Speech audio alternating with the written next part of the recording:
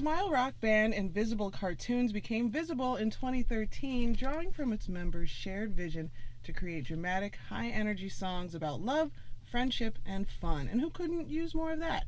Their new album, Characters, brings nothing but joy, and two of the Invisible Cartoons are with me in the studio today. Welcome, Justin Birchard and Chris Shern of Chicago's own Invisible Cartoons. Guys, thank you. Hey, thanks for inviting us out. I also thank you for sitting in this tiny, teensy room with me today. It's very snuggly. It is. We're good friends. We're best friends right now. I feel like I know you better. Justin, I've known you for quite some time. And I feel like I know you a little bit better having listened to this album. Like, I feel like I know that Justin Birchard loves his friends, that he loves making music, and I felt like maybe before that you just tolerated your friends and only sort of enjoyed making music. What brought you guys together to, well, let's talk about smile rock first. I love that term, and I hadn't heard it prior to listening to your album, but it makes sense. Yeah. When you hear it. Tell me about the term smile rock and how you came to land there. Well, we can't take the credit. I think our bass player, Brad, we call him Bradley J. He takes the credit for coming up with the name Smile Rock. I think we was trying to figure out what we wanted to do musically, and we knew we wanted it to be fun and exciting, but we still wanted that edge to it. So still having that rock feel, and then rocking out and having a good time, but with a smile on your face. He just said Smile Rock. So yeah. It was pretty simple, but yeah. I mean, you know when you add usually with rock and roll, it's got to be an edge and got to be tough, but it's like on your face. Yeah, but it's like I like smiling. I think we we enjoy putting a smile on people's faces, and usually when we play shows, people like they're smiling and having a good time, so it's like that's the goal. Yeah. Yeah, and I think one of the hardest things about starting a new band is sort of figuring out how you're going to describe yourself to people, and we're sort of cycling through all the usuals like indie rock, indie pop, indie folk, and it seems like none of them are quite fitting what we wanted, so that's pretty much it. Yeah, it's kind of hard to talk to people and say, hey, what do you sound like? Oh, we're a little indie, soul, pop, R&B, reggae, industrial, avant-garde. But I mean, there are a lot of very distinct styles on the album. I mean, we're talking about like beatboxing that kind of flirts with like a Bobby McFerrin kind of a style, but you've also got some really sunny, almost bubblegummy pop going on, but like the rhythm section is holding it down in a very funky way. Yeah. Like, how did you guys even meet each other? There's so many different influences that you're all drawing from. Yeah, it's kind of funny because like with this band, most of our lives we've been in sort of moodier bands. Like my other band, Facing Winter, was more like kind of sad folk kind of stuff, and Chris was in several harder core bands. Metal bands, that's it. And we just, we started working together on some music videos and other stuff, and it just kind of, we're like, well, we know we can write angsty music. Let's try to write happy music and see what happens. Yeah. And I mean, the record itself, I think, is very summertimey. Like, it makes me want to like go outside and eat a sandwich under a tree or something like that. Awesome. And the video for Who Do, fantastic. I really enjoy that. So brightly colored, like if Katy Perry and a candy store got married to each other and they had a video baby. That's what that was. But I mean, it's a great song. Tell me about filming that. Did you bring somebody else aboard? Did you take care of that yourself? I came up with the concept. I kind of wanted to go back to like the 80s, like a kind of more of a vintage kind of like just a colored backdrop and just a perform, just us having a good time, kind of fun, bubblegum kind of element, and then adding the animation and stuff. It's really to me it's kind of like a fun, lo-fi, bright video, and I want to kind of bring back something. I didn't want to have all these big grandiose things. So we filmed it on green screen in my living room. Oh, And It was actually like it was really close quarters too. Like everything, kind of like in here, we were just all kind of trying to like get our thing done without bumping into each other. Yeah. My buddy Jose did. Me and Jose did the camera work for the video. So yeah, my buddy Paul, he did all the After Effects stuff. My buddy Ben did all the animation. So it was we filmed it back in March of last year, and we took some time with it because we were still working on the record. But yeah, it was it was a lot of work, but it was fun, and it's simple and it's just bright, and I think that's kind of what we wanted to do. Yeah. For this video. I mean, it's a really good introduction to the rest of the album, and the we live in kind of crappy news times. You can't turn on the television or even the radio half the time and not hear something that makes you just want to go back to bed. Right. How difficult was it to reconcile reality with writing these really hopeful and optimistic songs? Me personally, I was fed up, and I'm usually a happy person, but I know I'm an emotional person as well.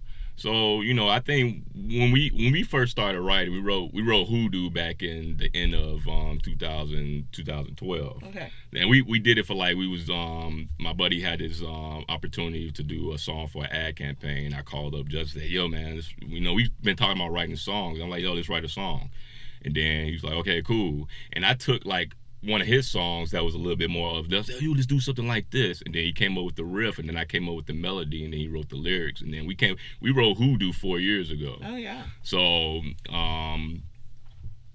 once we did that, we talked about we wanted to do something different, and we had conversations about how things are with the world. It's like, all right, we don't need to add to it. Let's create something. Everything just happened the way it happened. Yeah. Smile Rock just kind of developed the way it developed, but we knew we wanted something positive. Yeah. That was the main goal. I almost kind of see it almost like a rebellion, kind of like what you're saying. It's like almost the normal, easy thing to do is to be sad or to be frustrated or be mad, and it's almost it does take effort sometimes to be happy and find joy, and that's kind of what we wanted to do. It's like everything's not perfect.